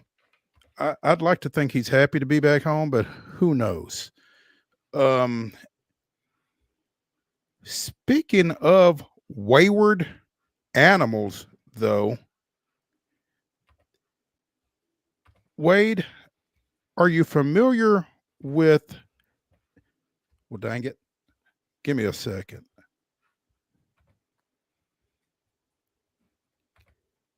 Give me a second, because I've set this up. Come on. Yeah, please hold. Oh, goodness. Okay, here we go. The Patagonian mara, is a rabbit-like mammal with long legs, big ears, and a body like a hoofed animal that is native to Argentina. But a large pack of them have been located in the UAE near Dubai. Another long distance. Yes. I don't know what's up with these animals getting lost in places where it's kind of inexplicable how they got there. It's estimated that there may be as many as 200 of these Patagonia maras in and around Dubai. Again, they're natives of Argentina. You've got to cross some water to get there, right? I mean, I'm not real world geographically fluent, but I'm pretty sure from South America to the United Arab Emirates, there's gotta be a boat involved.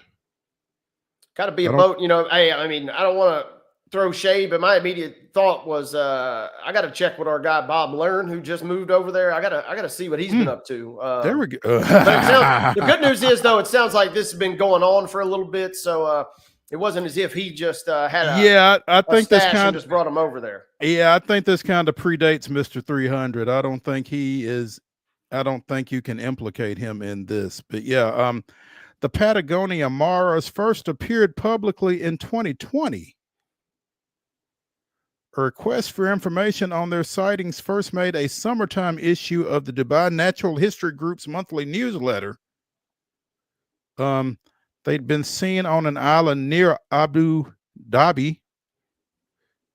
This large rodent is a common species in zoological collections and undoubtedly found its way out from captivity, according to someone in that area who studies mammals.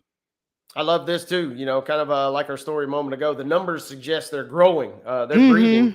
Monogamous animals who mate for life. This is wild, though. The females come in heat for 30 minutes, 3 to 4 times a year. So a narrow window, shall we say, 30 minutes. And then they give birth to 1 to 3 young that are nursed for about 75 days. So male mares, you get to going because you only got a couple minutes there, a couple times a year, it sounds like. You don't have a whole lot of time. You better have that situation pretty well narrowed down. Yeah. Typically live in central and southern Argentina, have been trafficked into areas as exotic pets. There was one seen in Lakewood, Colorado, outside of Denver earlier this year.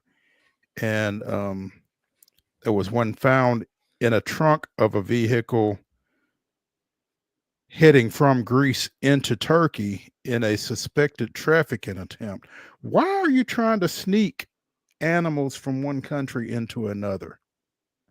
Particularly animals that are basically wild animals. I don't get it.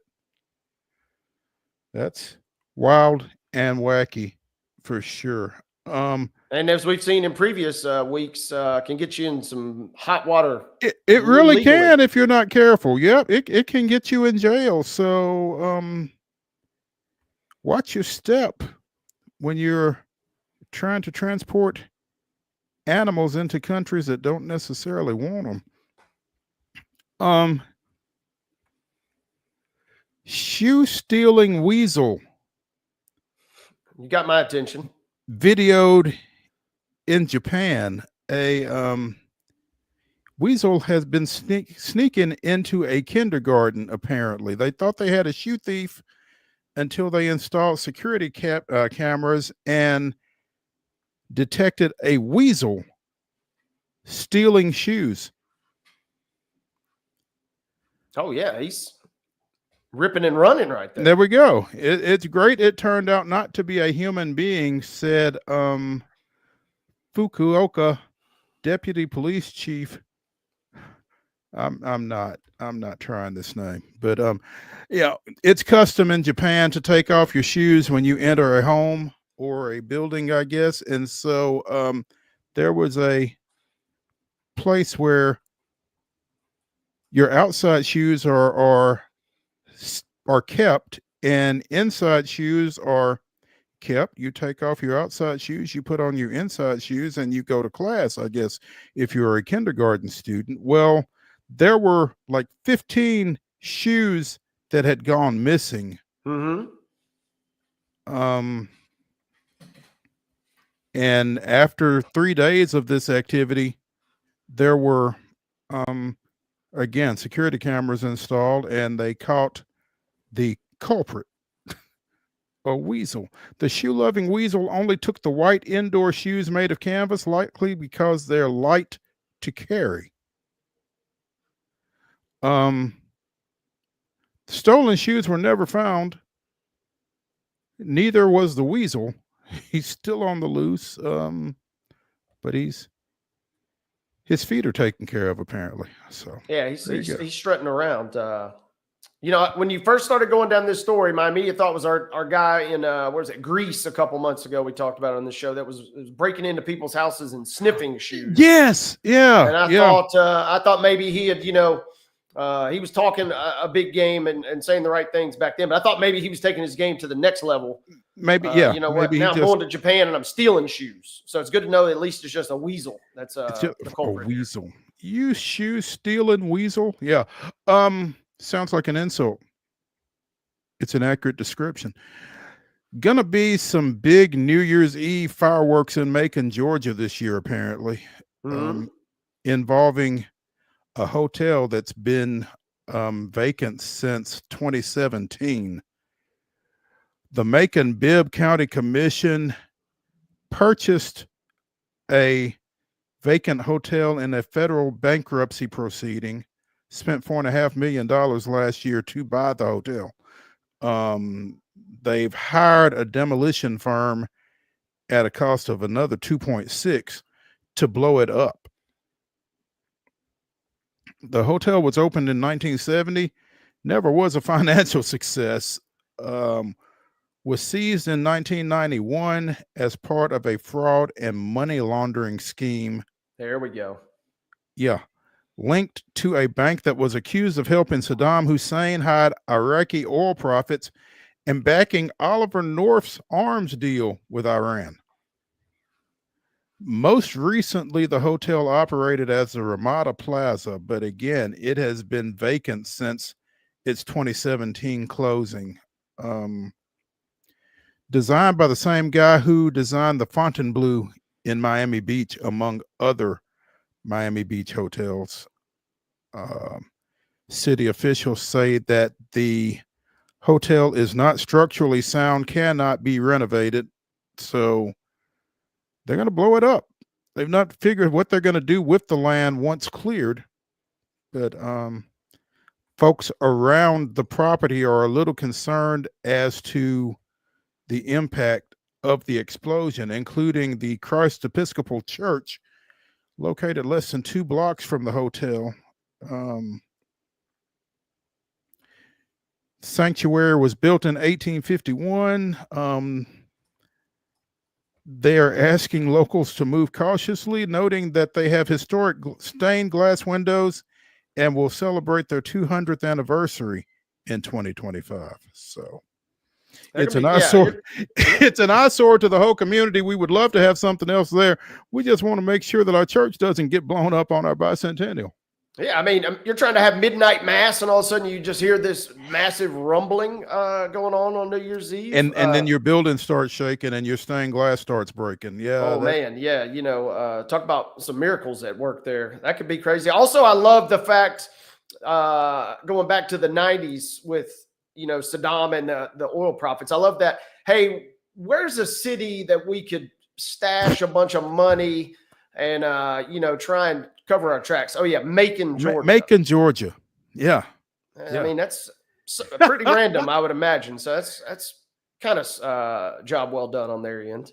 Absolutely. Yeah, that'll be fun. I would imagine they could have a big time blow that thing out of the water. Should be interesting. Let's take a break here on Wild and Wacky Wednesday, presented by on Wild and Wacky Wednesday on Main Street Sports Today, presented by the Tennessee Orthopedic Alliance of Columbia. When we return to the Lead Company studios, it's time for the Wonder Slate. Wade and I versus 10 games from this weekend's college football schedule against the spread. Stay tuned when we come back.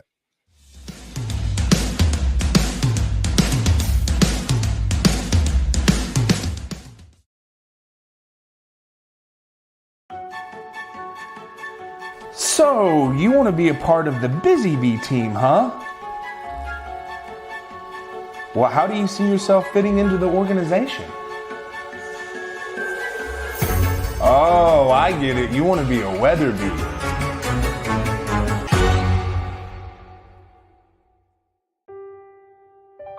This holiday season, the largest lantern festival in the country returns to Nashville Zoo. Experience more than 1,000 all-new, handcrafted lanterns, towering creatures, magical worlds, and a North Pole village. At the center of it all, the Smashville Ice Rink. Welcome back to Zoolumination at Nashville Zoo. Bigger, brighter, and better than ever.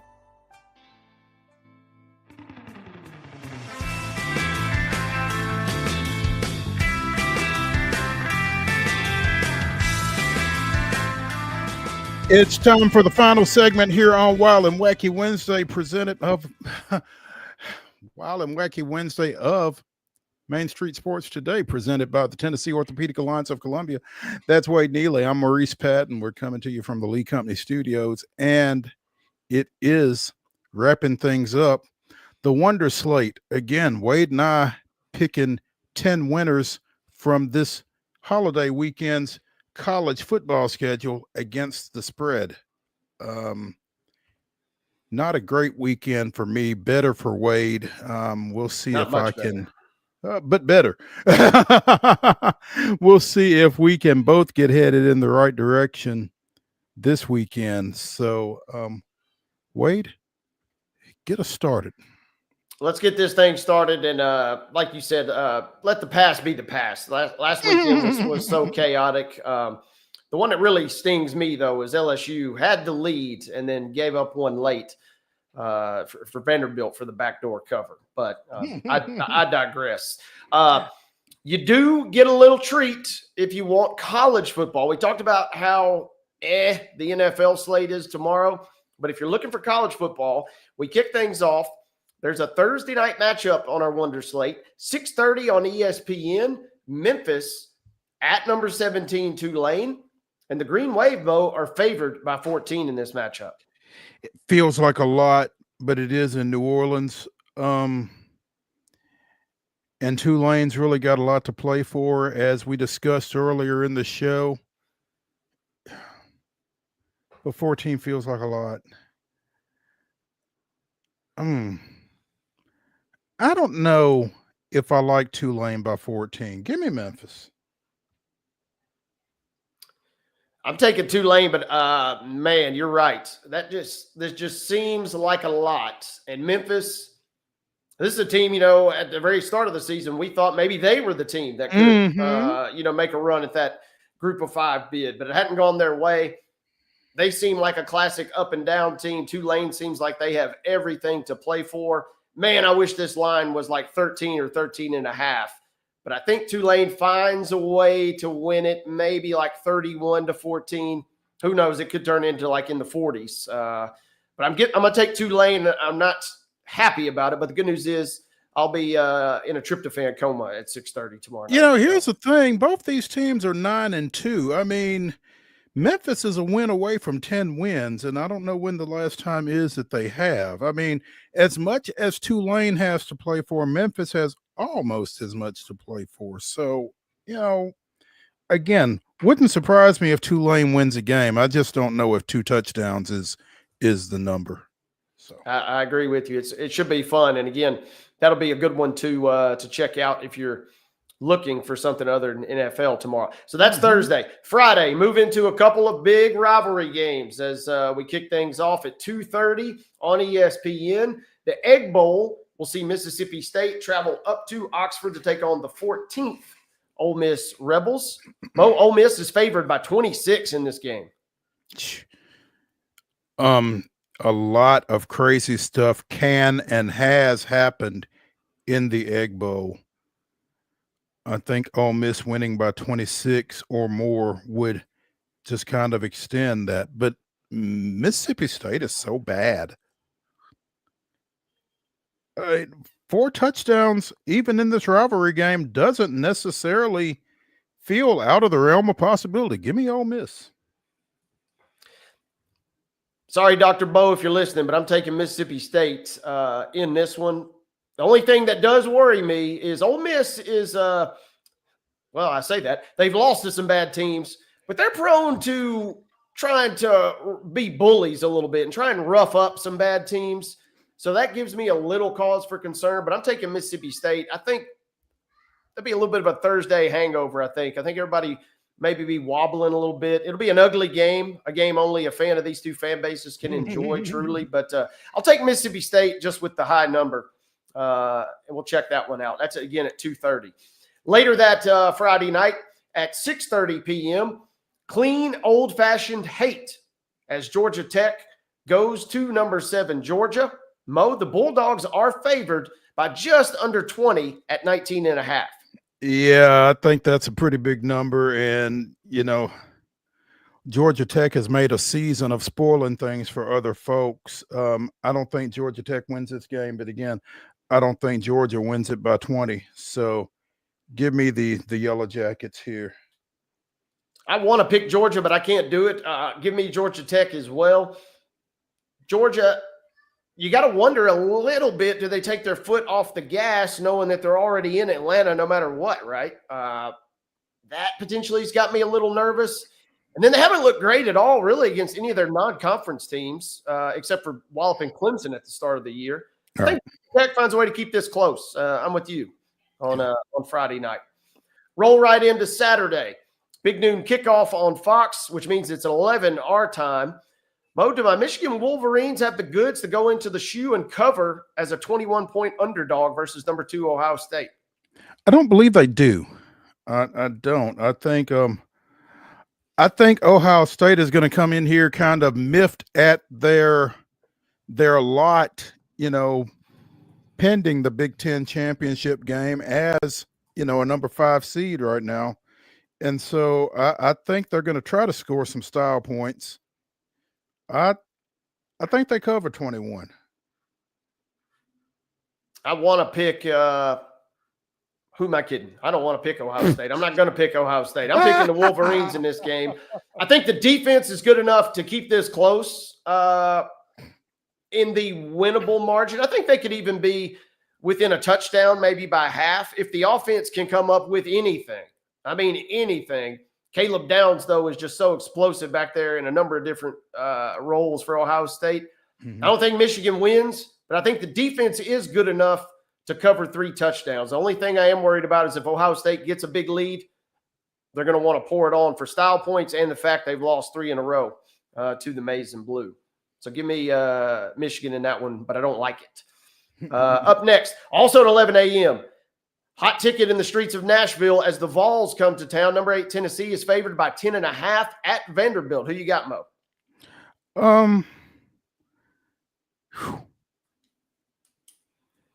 I'm not sure just exactly what's going on with Diego Pavia right now.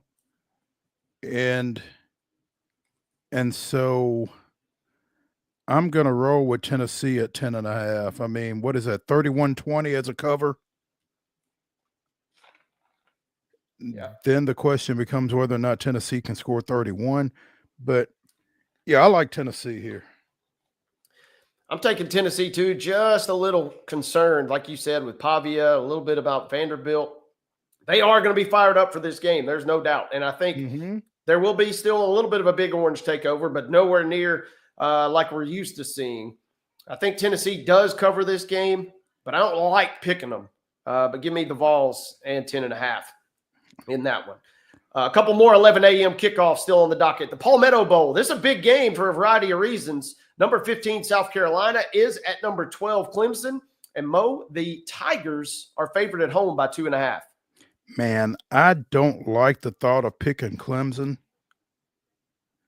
but at home in this rivalry, I got a tough time picking against them. I mean, Klubnik is better than he has been earlier this season, but Sellers is way better than he was at the start of the season. I don't know. I'm going to go with Clemson, but I'm not comfortable with it at all. I'm with you. Everything says we need to pick South Carolina. which is why I'm picking Clemson. I just feel like something's up. I feel like either South Carolina's luck is due to run out. The good news is for both teams, they both want to keep whatever faint playoff chances they have alive with a win. So this is going to be one of the better games, I think, all day long. But I am going to take Clemson. I'm like you. I don't really like it, but give me the Tigers playing at home. Real quickly, scooting along, Kansas is a 1.5-point favorite. Surely they don't continue this, Mo. They are favored over Baylor, a team that is still mathematically alive to win the Big 12 at 11 a.m. on ESPN2. You know, they better continue it because they burned me too many times. I'm picking them. Rock chalk. Yeah, give me Kansas too. Dave Aranda's done a great job talking about Billy Napier picking himself up off the mat. He's done that seemingly at Baylor. But Kansas has got something weird going on, and I don't want to go against what they got going on right now. I feel like they cover and win that game. Yeah. Up next, talk about a deflating Iron Bowl, 2:30, and it's on ABC. You don't get the CBS anymore, so it's going to be a little weird anyway. But you got Auburn going to Alabama, a team desperate to keep its absolute faint heartbeat alive in the postseason. Alabama's favored by 11.5, Mo. I like Alabama at 11.5 just because I'm not sure what Auburn can get done offensively. I'm going with Alabama here. I'm picking Alabama. I don't like it, but just because they burned me so many times this season, and Auburn seemingly is playing with a little bit of renewed vigor. But yeah, I don't know. I would stay away from this game if I had to, but we have to pick it, so I'm taking Alabama. Keeping it moving. 6:30 p.m. Biggest game in terms of implications of the day. 6:30 p.m. on ABC. Does Texas go in to College Station and cover 5 points versus Texas A&M? I think they do. I think the clock has kind of struck midnight for Texas A&M. And the loss to South Carolina kind of stunned me. The loss this past weekend to Auburn, albeit in 4 overtimes, I like Texas here by at least a touchdown. That place is going to be insane. Tickets are like close to $2,000 to get in the door. I don't know that matters. I think Texas, this is the final are you about that action game for Texas. And they've been teasing us all year long, but I do think they are better than Texas A&M, and I think they win by at least a touchdown, which gives us the 5. So I'm taking Texas as well. Final game, Farmageddon, number 24, Kansas State at number 18, Iowa State. The Cyclones are favored by 2.5, Mo. I think I like Kansas State outright in this ball game. I think that they got one last stand to make, and I think this is it. Give me the Wildcats. I'm taking the Cyclones. Kansas State's dead to me after they burned me a couple times this year. Petty as petty can be, but hey, I'm taking the Cyclones in Farmageddon, baby. There you go. That is this weekend's Wonder Slate. 10 games over 3 days here. A lot to kind of get excited about as we wind down the regular season. This time next week, we'll be talking about conference championships, and some of these teams will be involved in some of those. So look forward to that. That's going to do it for Wild and Wacky Wednesday here on Main Street Sports Today, presented by the Tennessee Orthopedic Alliance of Columbia. Hope y'all have a great Thanksgiving. Bundle up, go see a high school football game on Friday night. We'll see y'all back here Monday at 2 o'clock. In the meantime, be sure and check out MainStreetPreps.com for all of your high school football coverage this weekend. Again, Monday, 2 o'clock. We'll be right back here in the Lee Company studios. We'll see y'all then.